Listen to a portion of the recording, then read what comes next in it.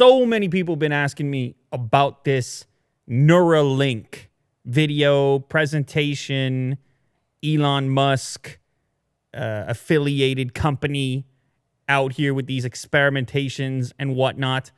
I watched it.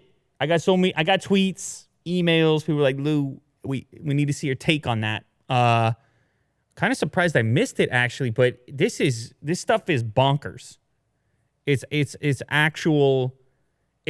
that sci-fi thing that you look for as a technology fan that you're like, oh, that's from those movies once upon a time. That's the thing everybody expected to happen that didn't. That's the like, where are the flying cars? Instead, we got the Face app. You see what I'm saying? That's what that is. But the whole thing seems a lot closer based on the presentation I watched than I would have imagined. And now that it has the Elon Musk affiliation, a guy who's gone after these aspirational, almost unbelievable science fiction-like goals, you have to believe they're going to be able to generate not just hype, but also interest from the necessary parties that could bring a faster adoption of this tech. I should just tell you what this is, but I should also say that the presentation, I mean, you could go watch it. It's not that long. It's not like a crazy keynote, but the purpose of the presentation was potentially to motivate people to come and work on the project. So this company, Neuralink, has pioneered this new technology for brain electronic interface. For the time being, kind of just as a proof of concept from a hardware perspective, that you could send these tiny little threads into the brain material without disrupting brain functioning. Actually, that's a really important part of the keynote, that this brain implant that they're talking about, that they've actually prototyped, they installed it in a rat. Actually, in fact, if you go to the story on CNET, it's actually a picture. It's either implanted in a rat or a mouse, at least like a 1.0 version of the device. These threads that go into the brain material have to be so thin, like a fraction of a human hair, to not disrupt such a sensitive component of your body, the brain. And so in order to install them, they have to engineer as well, along with the implant, the necessary robotic kind of device to do the installation, because a human wouldn't be capable with the body breathing and moving. And this is sort of like very slim margin that has to be worked within in order to install something like this. So you follow through the keynote and you get a sense for, like we all sort of knew that the future was this brain implant, this interface. But as far as right now or immediate application, you're like, well, what would I even want with this? How would this improve my day-to-day activities, or why would I be compelled to have this thing installed besides just wanting to be a cyborg or futuristic? Well, in the immediate sense, they focused a little bit on people who may have disabilities, people who may have issues with speech, for example, motor movements, that if they could tap in to certain areas of the brain, that they could turn thought into a reliable signal, which then could be distributed via alternative means. So you could imagine thinking you want to say something and having that synthesized. Of course, we've seen that in various ways, but imagine thinking of a movement and sending that to another device. Imagine thinking of a movement and then having that illustrated in a video game, for example. Like, I'm going to move my arm, and then the character in the game moves their arm as a consequence of your thought, not as a consequence of your movement. Your brain's a controller. Your brain could become a controller. So that's another sort of immediate way they imagine they'll be able to interpret these signals that the implant is capable of receiving.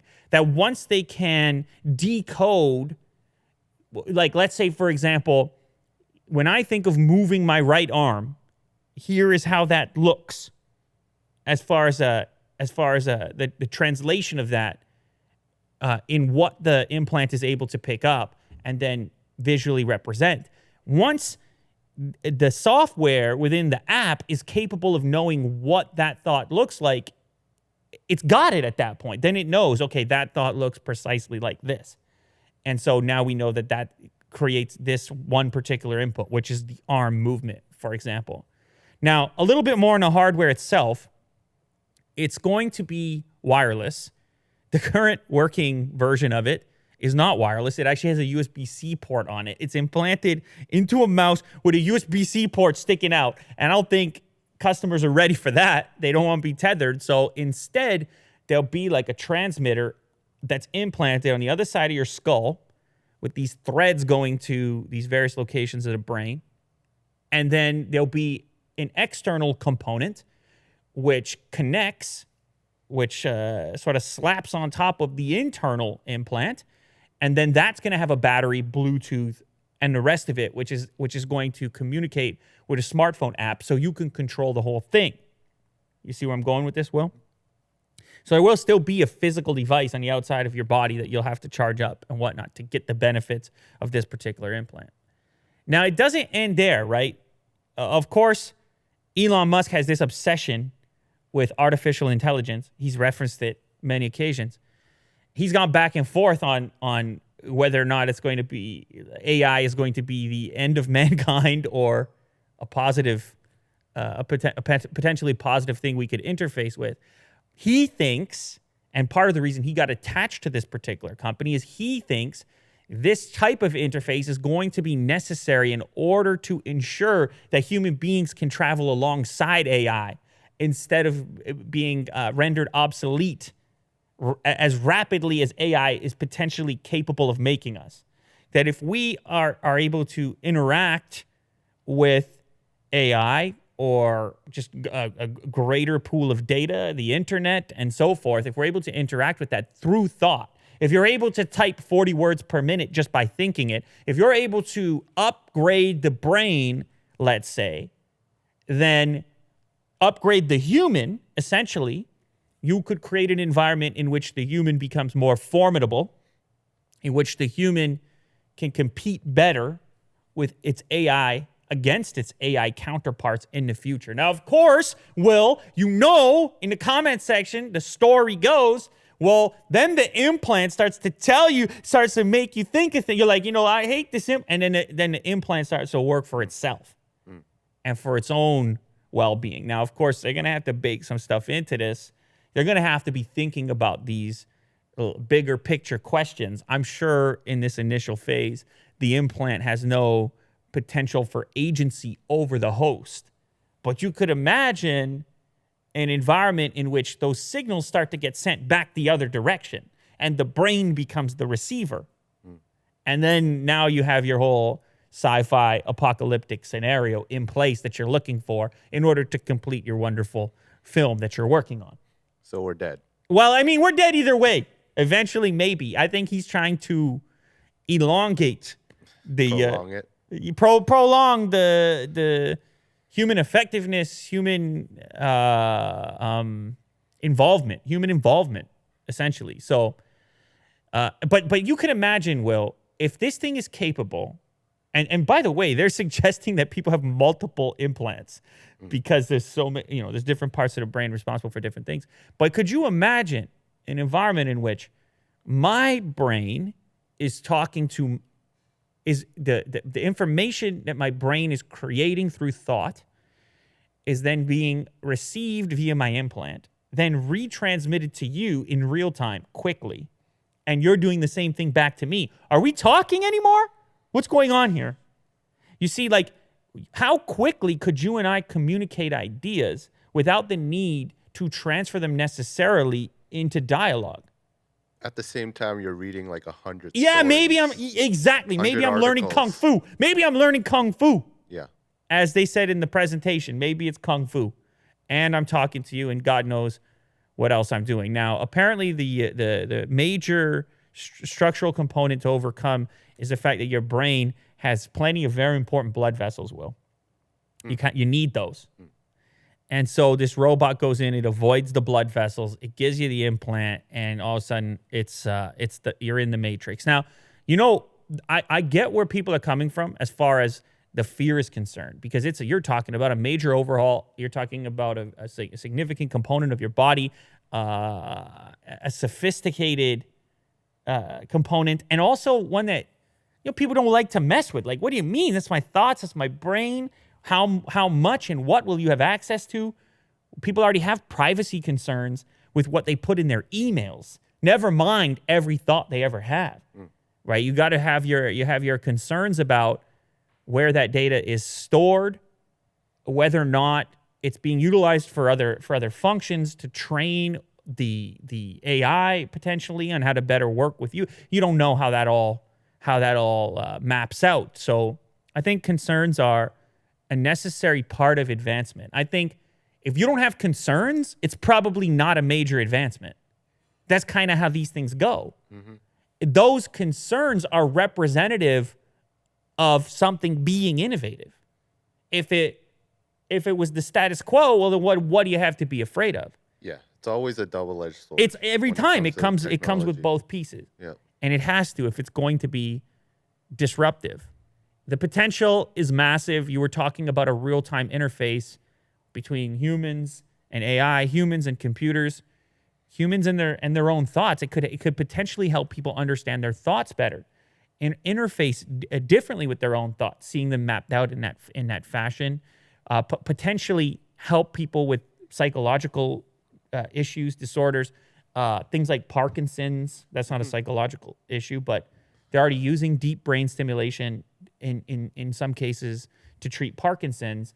And so getting this level of access to brain functionality also from a learning potential represents kind of a big milestone. Mapping out the human brain. A big milestone. Now, I'm not going to be the first one to sign up for this type of situation. No, because it makes me nervous. They're going in there with these little threads. The robot is doing it. Creating this interface. I don't even know if Musk himself is going to be patient 1, patient 0, whatever they call it. But what I will say is that it wouldn't take much, Will, for people to start jumping in quick. If all of a sudden you got people walking around with supercomputing capabilities implanted with this massive computing power advantage over those lacking the implant, how long are you going to be standing on the sideline? Much like how we talk about this technology, these smartphones, and the other stuff that shows up. You don't want to be left out. You want to be on the cutting edge. Imagine I'm using a computer right now from 10 years ago. You're like, what is this man up to? What is this guy doing? And it's within our own nature, the idea of competition. And once you start having to witness in real life people with a huge advantage over you from a competitive standpoint, you're going to have no choice but to come in, get your implant, and compete.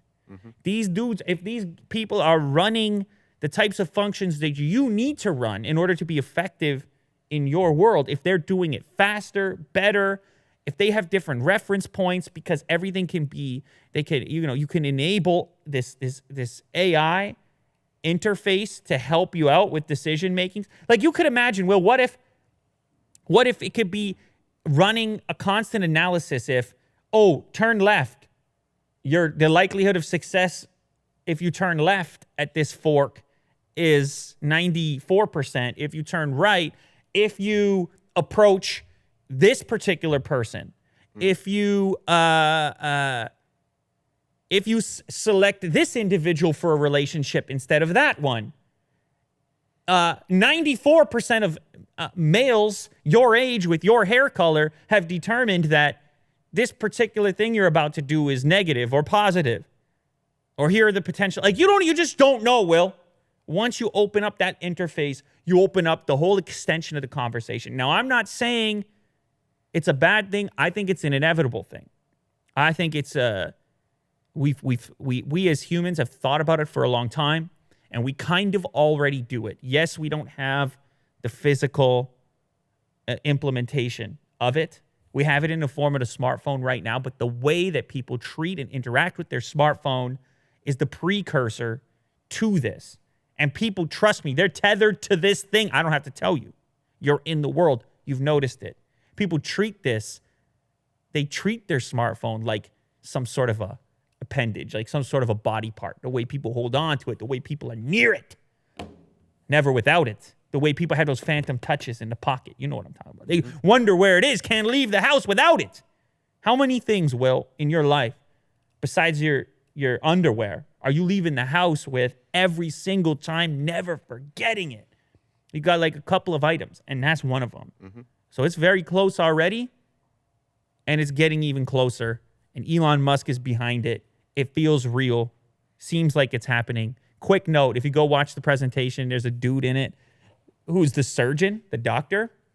You can maybe find it if you scrub through. I think it's earlier. And even though it's a business presentation, this is one of the top comments on the video. Even though it's a business presentation, he's still in the outfit, you see. That's how you know, Will. That's one of the top comments. It's like, in case you were wondering, he's a doctor. Yeah. Because he doesn't even have a tie for a business presentation. He's got to perform surgery right after. He's on call. He's got the pager still. And they're like, just come in the scrubs. But those are some clean looking scrubs, by the way. That's his business presentation. But he's ready to operate on a moment's notice, even though he's mic'd up. He'll take the mic with him. Anyway, I just thought that was funny, that top comment. Speaking of concerns about the future, concerns in general, concerns about the way human beings are operating in 2019, all of your friends are posting aging selfies with Face app, a Russian app that's raising privacy concerns. You see that? We were talking about this before the show started rolling. What a perfect kind of virus. And of course, I don't mean virus in the sense of like a computer virus. I mean a culture virus. You see, a meme. That's why that word exists, right, guys? Explain that to me. Meme? Yeah. Define meme. Hey, look, this is what I look like when I'm old. Hee hee. Hee hee. You see? Hee hee hee hee. And then, this is what I look like when I'm old. Hee hee. What about you? What do you look like when you're old? Boom. Map the globe instantaneously. Viral component.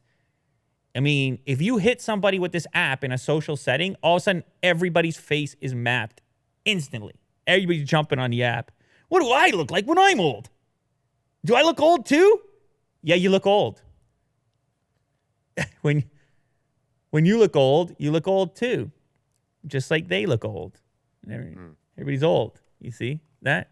It's wrinkles and it's humans, man. Like, I don't know. What can I say?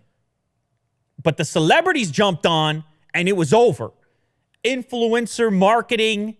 Once the celebrities started posting the Face app, because it's important to note that thing's been out since 2017. Once the celebrities started posting, kablamo, rocket fuel, straight to the moon, because then everybody had to do it. It wasn't even an option anymore.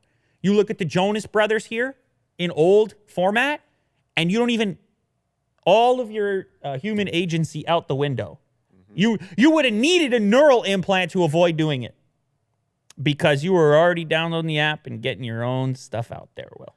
You didn't even have a choice. You see these guys? Yeah. And I'm sure someone did an old face app or an old face for you, you know? And for me, they did. Yeah, I don't have a choice in the matter. They put my pictures of me in there. And now it's in a Russian And they sent it to Russia. They sent my pictures to Russia. Now, of course, Will, what's important to know, it's not the faces themselves. Well, I mean, that's a piece of it. But it's also the permissions that the app, you know, you install an app, you don't look at the permissions, right? It was actually the permissions that existed that you were granting access to that app to get into your entire photos, your photo gallery. So you're giving up that access. You were giving up location data. You were giving up, what else was there? There was browsing history for whatever reason. Like a lot of apps, you were opening up access to your device. Now, the reason that this one is getting so much attention is just because of how viral it became and the kind of shady permissions and shady wording within the document you sign in the terms of service when you use this app. And on top of that, the location, it being in Russia and people just being spooked in general about things coming from Russia. I'm not saying they should or shouldn't be, but that's why the concern has come up at this point. So the app collects access to your photos, location information, usage data, browsing history.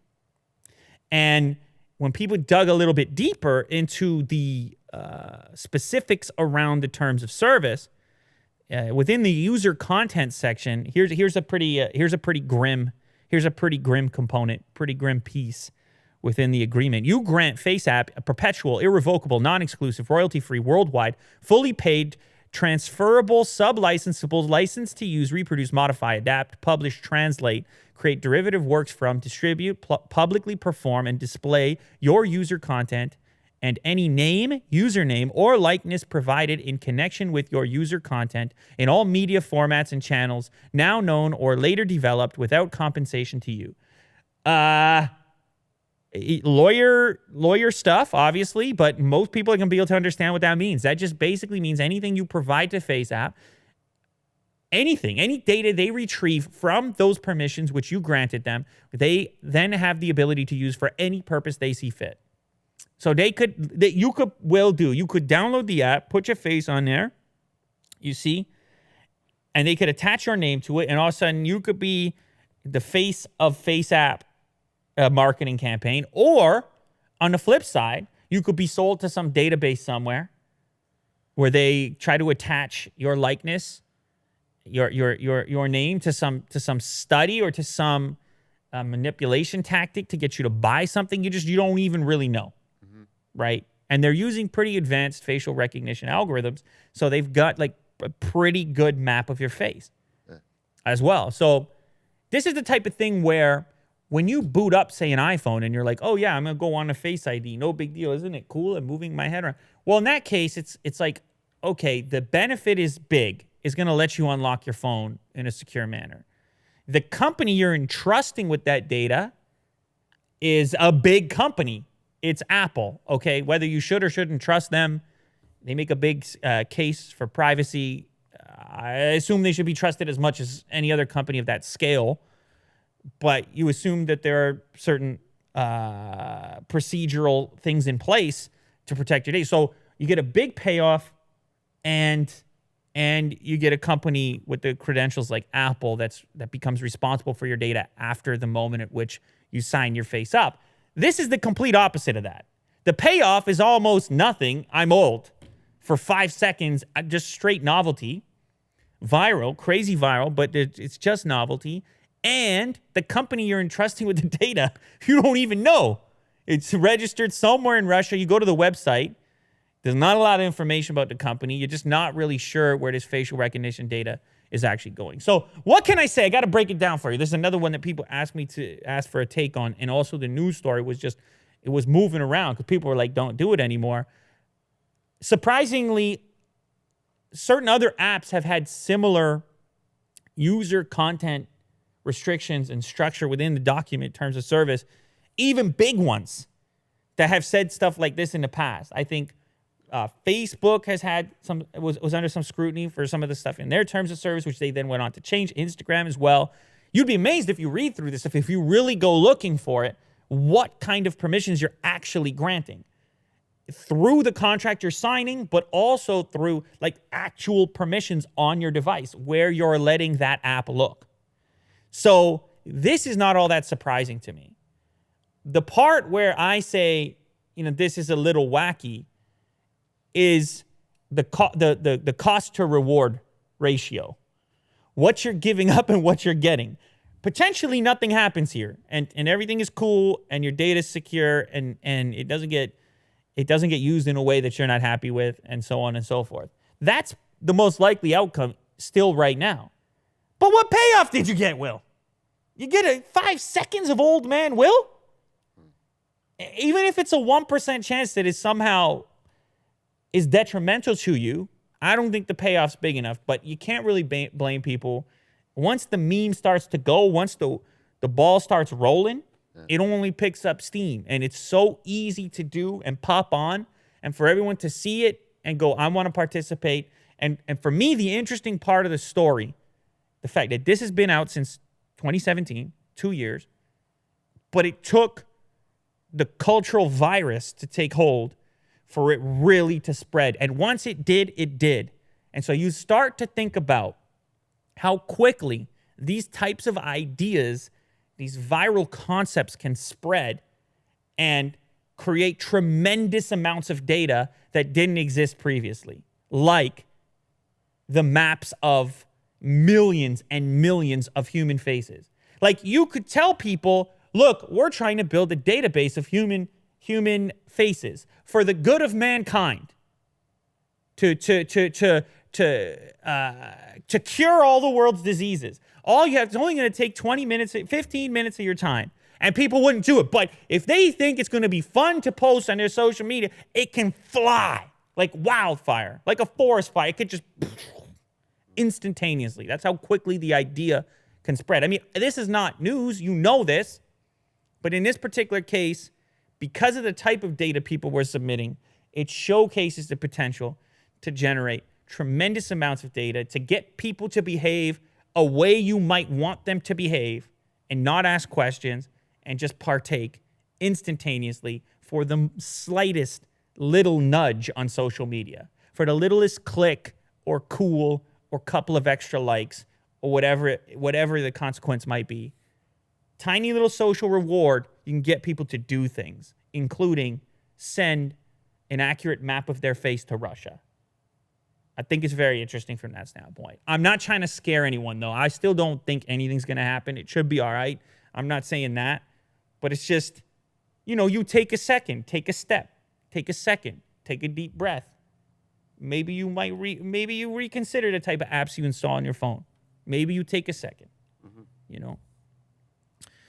Speaking of phones, speaking of Apple, speaking of iPhone, speaking of security, iPhone loyalty rates down to an 8-year low, survey claims. This is coming via Apple Insider, an Apple-specific website that typically posts, well, I'm not going to say positive Apple news, but just Apple news for an Apple audience. So there's sometimes a skew. Well, you know what? I don't even feel like I don't even really have to say that. It's just for an Apple audience. So this, you can imagine this wouldn't be a well-received story because of that, but it's published here anyway. So I think that's significant that's where we're reading about it. A lot of people get on my case, like, why are you always talking about negative Apple stuff? Look, Apple Insider is saying something negative about Apple here, but then again, it is just reporting on one particular survey. The loyalty of iPhone owners in the upgrade cycle outside of Apple's iPhone upgrade program has reportedly fallen to its lowest levels since 2011, benefiting Samsung, new survey data suggests. So of the 38,000 people who've traded in iPhones since October 2018, 73% have migrated to a later model.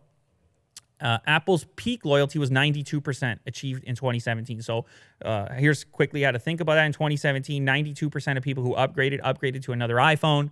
In 2019, only 73% of people on an iPhone upgrade to an iPhone. So somewhere within there, you have about 20% of users who went to use a different device.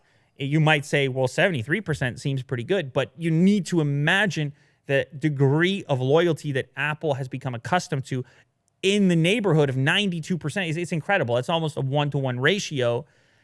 And it's hard. It's hard to switch platforms. It means giving up some of your applications that you're used to and comfortable with, including things like Apple Messages. Wait, was that iMessage? Jeez, man. Holy moly. My brain implant. Too many words. My brain implant. No, I don't use it. I don't use iMessage, so that explains it.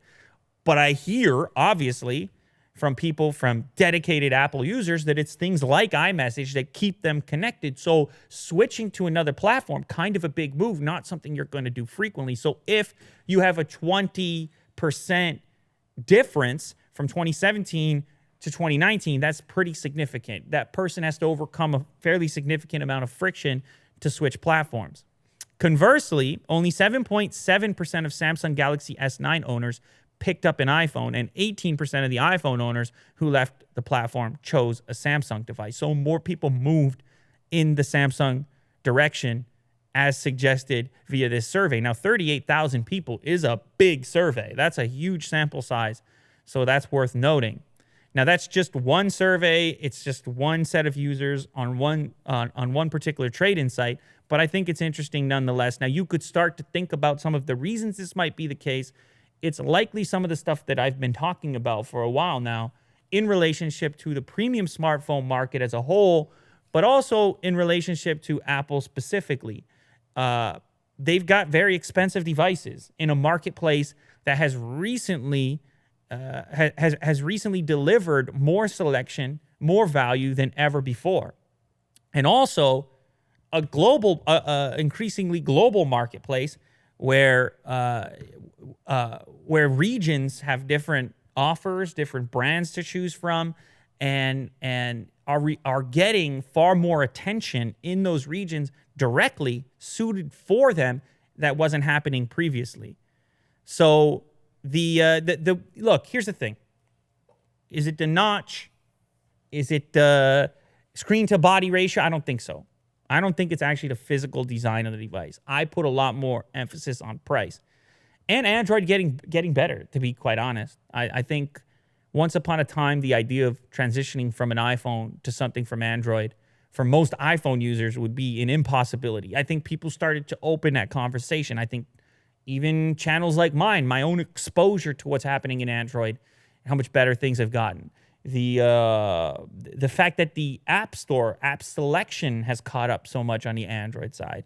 And then, like I said previously, selection in general and value. So I don't think it's the notch. I don't think the next iPhone's going to save it, to be honest, either. I don't think maybe 2 generations down the road, if they make a pretty strong change to the design of it, is possible. But I think this is more of a value thing. And I think if Apple wants to keep more users in-house, then they're going to have to really change how they're looking at their value offering. And the XR didn't do enough to provide that value device to keep people in the ecosystem. Because it's important to note that once you're out of the ecosystem, you're not interfacing anymore with so many of those services and so many of those revenue potentials. If you stay on the platform, Apple can monetize you in different ways.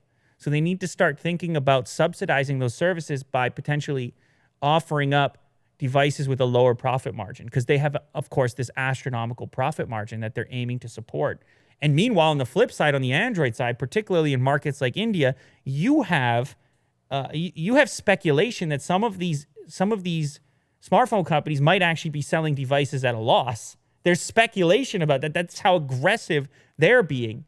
Meanwhile, Apple protecting these massive margins, they might not be able to do so forever, because parity is happening within the smartphone marketplace increasingly. Speaking of that parity, we have some new details relating to the Pixel 4 and Pixel 4 XL. Now, you know, this device is leaked. Like, it's not even a question if it's leaks or rumors at this point. It is leaked directly via Google. We put out our video indicating what the next version was going to be like. We had a model version of it on Unbox Therapy. And then shortly after that, Google themselves on social media put out their own images validating our original leaks and saying, yeah, I might as well get it out there in the world. I thought it was a cool move, actually. Very culturally savvy in the tech culture.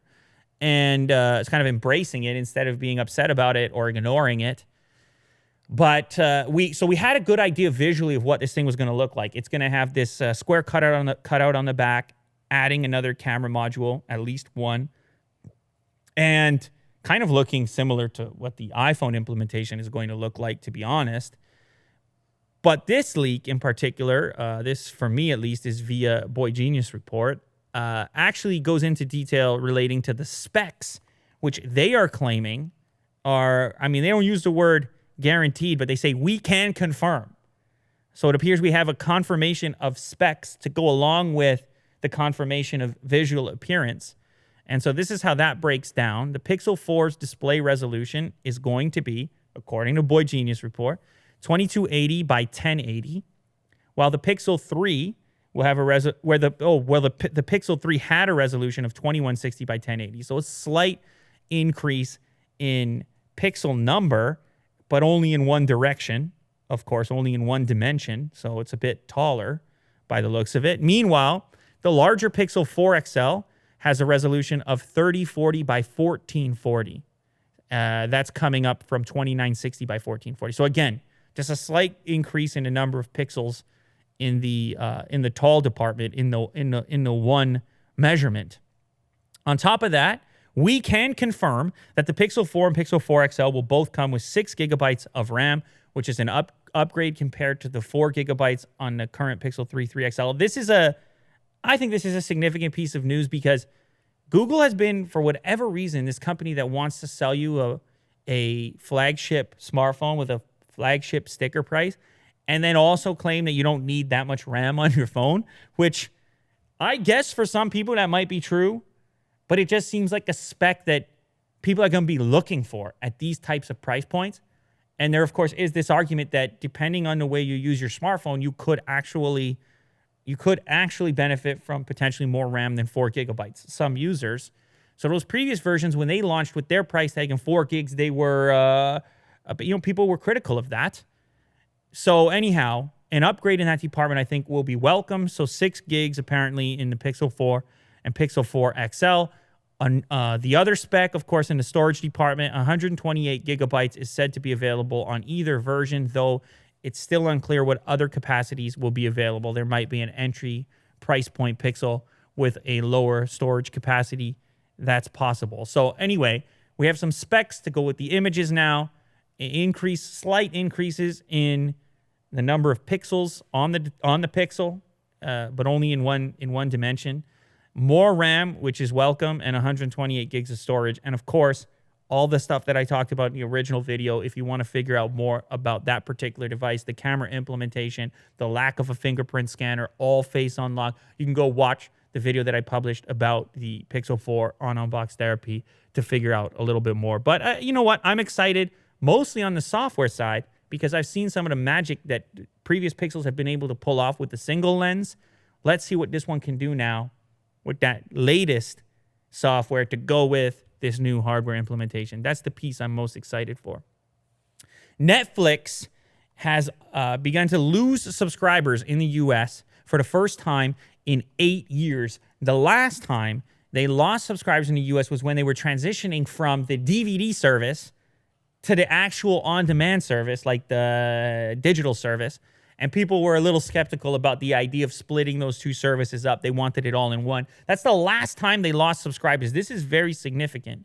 So they missed their targets in both, of course, the domestic market, but also the international market, where they were supposed to be adding a boatload. A boatload of users in the international market was the expectation. It didn't happen to the degree to which they had originally imagined. The company on Wednesday reported a loss of 126,000 domestic paid subscribers, domestic being the US, compared with analysts' expectation of a 352,000 user gain. That's what they were expecting to take place. Instead, they got a drop of 126,000 users. They also missed their own forecast for a global subscriber growth of 2.3 million users. Of course, Netflix going into territories, going into places like India, big populations, big potential for new customer growth, and they missed that number as well. Now, what's the reason will he do? You want to speculate, sir? Competition? Well, competition's always there. That's always there. So I agree with you on that. But Netflix themselves, they say it's their content. They say they're not happy with their content slate and they're going to improve it.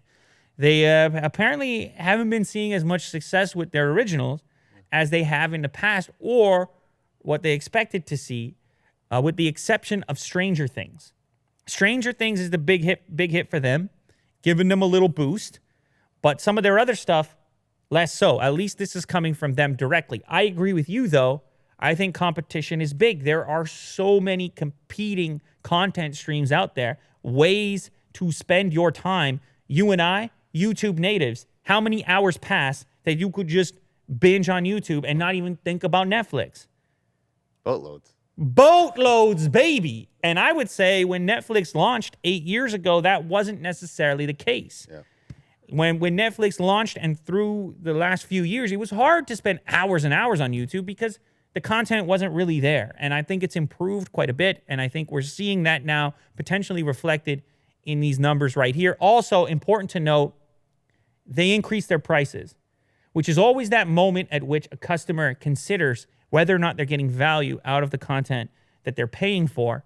And when they increase the prices, I think a lot of people second-guessed that subscription and thought now would be a good time to cut it off. So they're also blaming the price increase to a certain degree. Now, if you look at the graph there on growth, the forecast versus actual, and that's for various quarters over 2018 and 2019, the actual graph it's actually kind of scary to look at here. I don't know if you got it. It's on CNBC, actually, if you want to see the graph that I'm looking at, Will.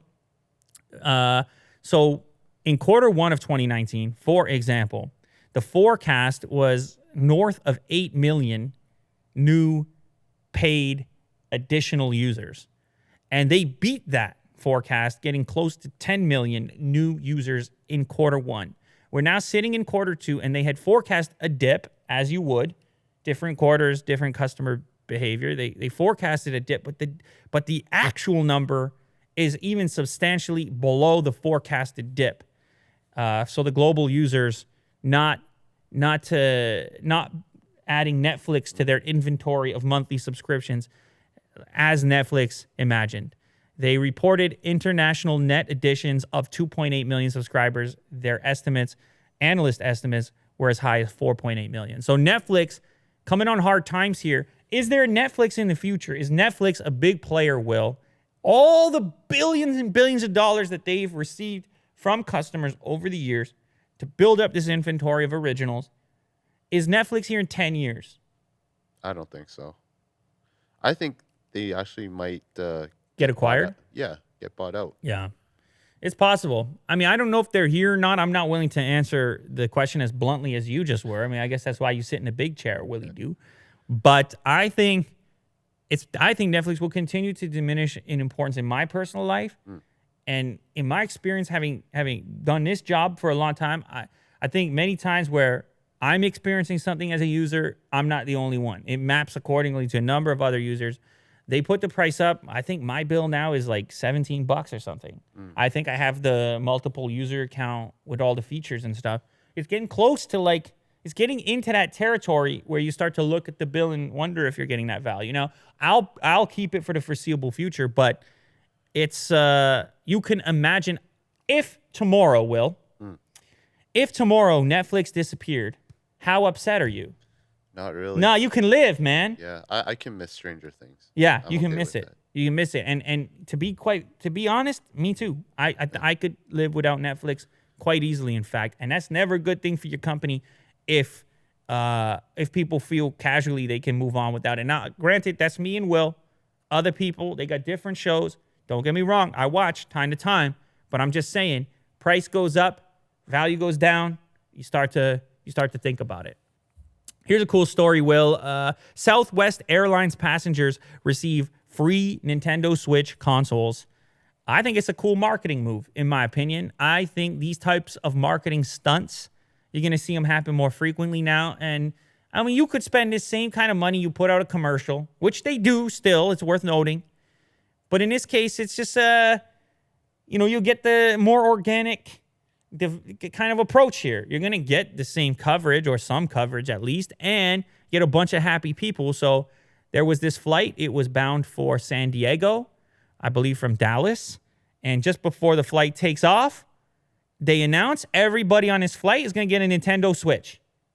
And everybody rejoiced. Huge party, celebration. Now, of course, part of a collaboration. They want the posts. Yeah, they're getting something out of it. It's not just being nice. But, hey, those people got those Switches. And their flight is going to be a little bit nicer with a Nintendo Switch, as far as I can tell. Now, it's important to note, this particular flight was going to San Diego. San Diego, that's where Comic-Con's happening. That's like big spot for Nintendo. Nintendo's actually going to have a presence there. So they're trying to set things up in advance. They're being strategic, as you would. But nonetheless, a bunch of people get Nintendo Switches on a Southwest flight. I don't know if this is going to be the only circumstance in which this happens. Apparently, there is a partnership between Southwest and Nintendo. I'm curious now. People are going to go start booking their travel with Southwest, maybe they think, especially if you're destined for San Diego, you'd be like, you got two options. It's Southwest. I don't know, if people got a Nintendo Switch, I don't think about it. Especially if the airfare is cheap. Like I bet you the airfare from Dallas to San Diego on Southwest, the airfare is probably less than the cost of a Switch. Those people probably essentially just flew for free. Yeah. That's kind of a cool idea. It's a nice little package. If you think about it. Yeah. Interesting marketing campaign. Now, as I mentioned, Nintendo is going to have a presence at Comic-Con International in San Diego, which I guess just kicked off. It goes from July 18th today, July 18th to 21. They're going to have a few playable titles, including The Legend of Zelda: Link's Awakening. You know, I played the other one. I don't play that many games. I put some time into the Breath of the Wild, and I mean, it was a vibe, that game. Yeah. It was maybe even a wave, that game, as the youngsters say. So, I mean, the sound effects, just the whole, I recommend that game. Anyway, Legend of Zelda: Link's Awakening, Luigi's Mansion 3, and aforementioned Super Mario Maker 2. So, well done, Nintendo. Cool little stunt. Now you just got to get on some Toronto flights and we'll be all set. You understand? Emojis. Will, do you use them? You use emojis or what? I do. Do you use emojis in a work situation? Not really. Hey, man, don't lie. If you do it, you do it. Kirk, does he do it? He uses emojis in a work situation. Kirk just verified. I didn't even know this. It was a World Emoji Day, I guess, yesterday. And in celebration, Adobe, they released a 2019 emoji trend report, giving insight into the most popular emoji characters that people are using. I'm reading this via Mac Rumors. And can you guess, Will? Well, now you know because you found the page. The most popular emoji, the laughing face with the tears. So the heavy laughing. The heart is number 2. And the kissing with the heart, the little smooch with the heart, is number 3. But you can believe that. You can agree with that. No. Poop isn't even close. Not even close. You got to think, Kirk, people are using these in all kinds of circumstances, like all kinds of conversations. Now, as far as pairings, they also, within their survey, they discuss pairings, and the top pairing is the heart eyes and the smooch. So, oh man, a lot of love out there. The second common pairing is the laughing with the tears, then the tilted head laughing with the tears. And then third place, the heart, then the smooch. So among, emoji users, 62% said they use emoji to make conversations fun, while 42% said they better communicate their thoughts and feelings through emojis. Women were most likely to use the laughing cry face, heart, and the smooch. Men, on the other hand, favored the crying laughing face, a big smile, and the sad face with the single tear, because all those moody Batman type dudes out there. I don't think I've ever used the crying face with the single tear. I mean, what am I doing at that point? I'm telling you I'm sad. What am I doing? Am I moping around? I'm not sending that one out there, just so you guys know. Don't expect it anytime soon. They also did this cool thing, emojis associated with emotion. Of course, the love ones are pretty obvious. Anger, surprise, all the way down the list. Love being number 1, happiness 2, sadness and anger falling in after that, surprise, excitement, and so on. 81% of emoji users believe that people who use emojis are friendlier and more approachable. 65% of emoji users said they were more comfortable expressing emotions via emoji than a phone call. You see that, guys? In the future, you don't even have your emote skills anymore. They're dead. They're gone because you're going to feel more comfortable not talking and sending cartoons to people about how you think you feel, though you're not even really sure because you're too busy typing out these cartoons all the time. So even you're confused. You're like, what if I put... That's why, you know what I like to do, Will? Well, you know my favorite emoji already. It's not even close to this list, which is the skull, by the way. But I like vague emojis that are open for interpretation, where the person has to be like, I don't really know what he means.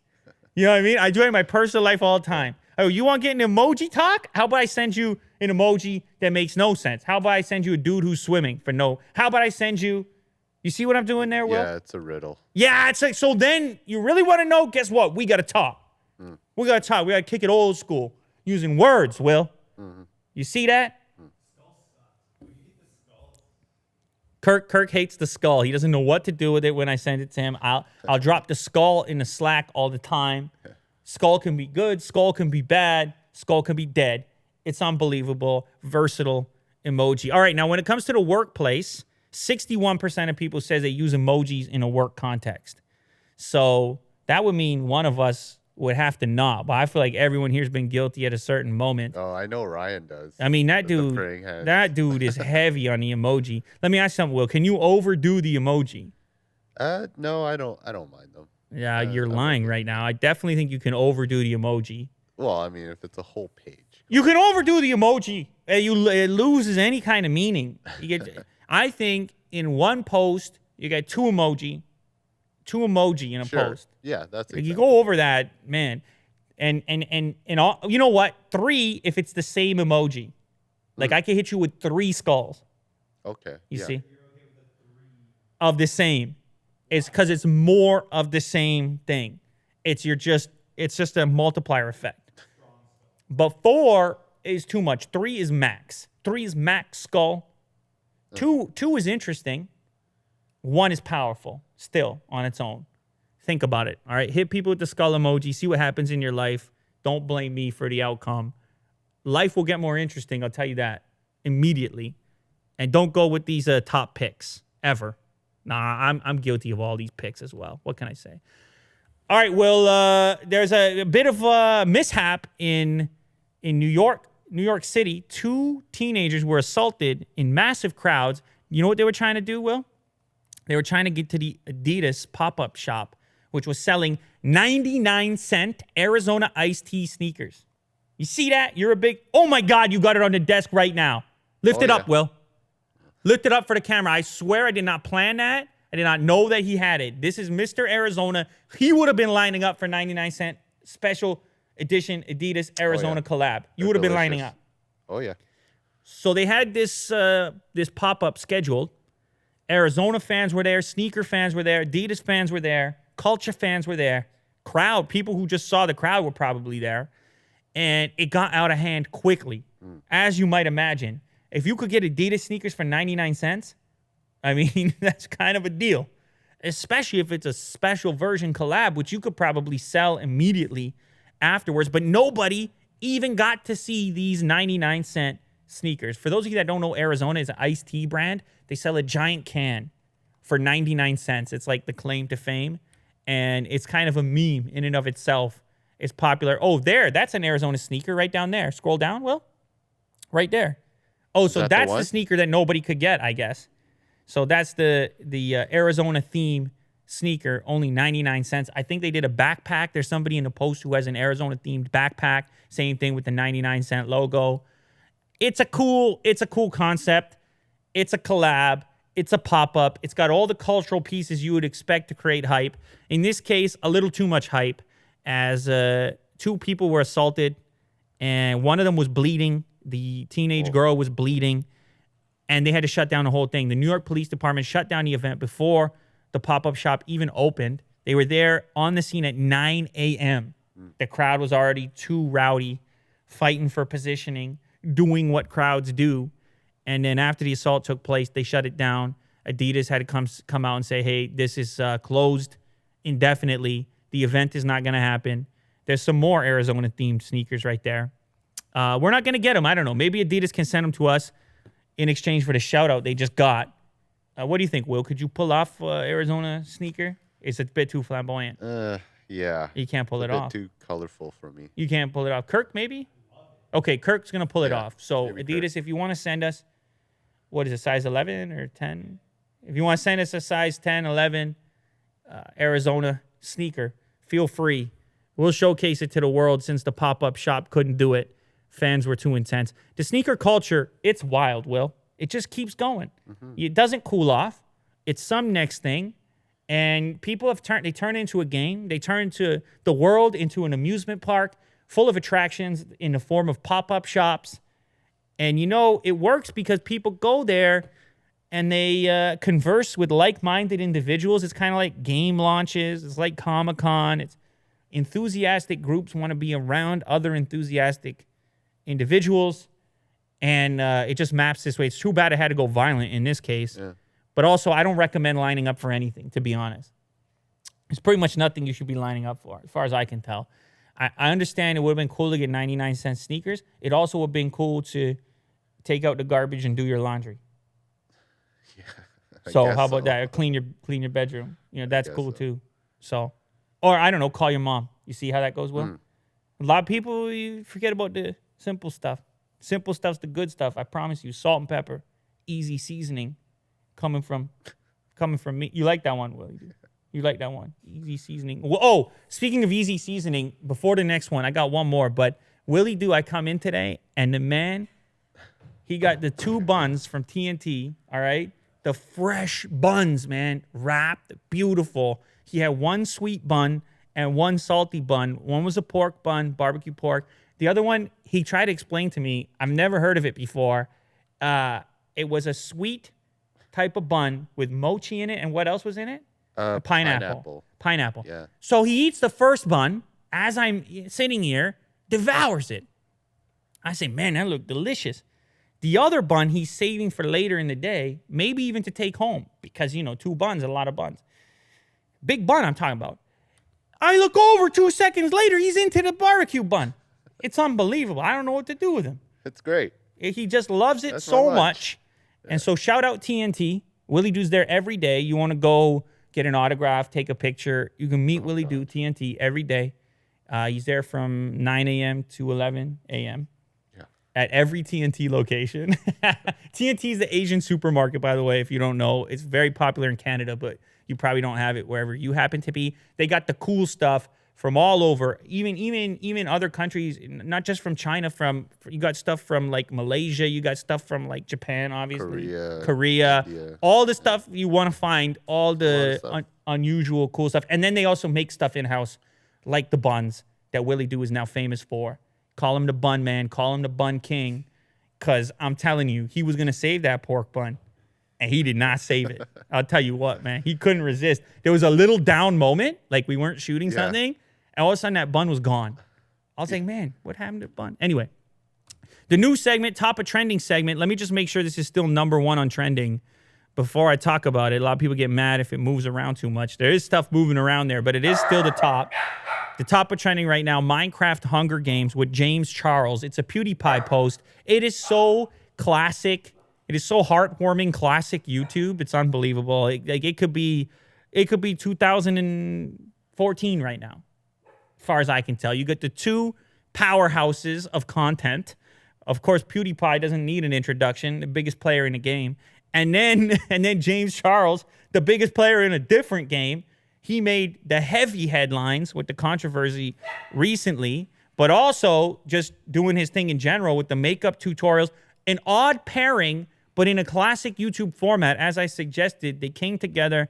They played Minecraft, which is the other old school YouTube meme territory as far as big view counts. And guess what happened? Fireworks happened in the view count department, as you would expect. 8.2 million views published yesterday, just destroying the internet. Do I know anything about Minecraft? No, absolutely not. Did I watch the entire video? No, absolutely not.